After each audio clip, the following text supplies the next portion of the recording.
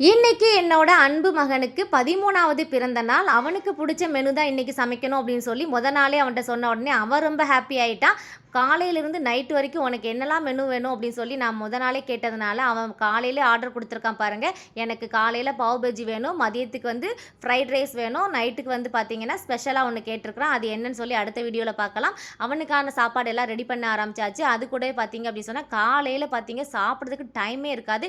So பாதாம் மில்க்கையும் ready பண்ணி குடுத்துட்டு அறக்க பறக்க வேலையெல்லாம் செய்ய ஆரம்பிச்சுட்டேங்க.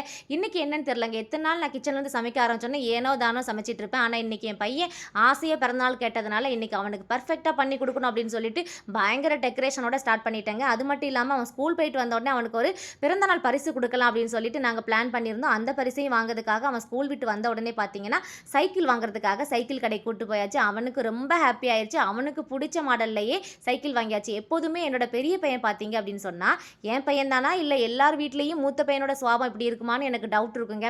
நம்ம என்ன சொன்னாலும் அவன் சரி சொல்லிருவான். நமக்கு என்ன பிடிக்குதோ அதுக்கு அவன் ஓகே சொல்லிருவான். ஆனா சின்ன பையனா அடம் பிடிச்சு வாங்குவாங்க. பெரிய பையங்க எல்லாருமே இப்படி அப்ராணியா இருக்காங்கங்க. உங்க வீட்ல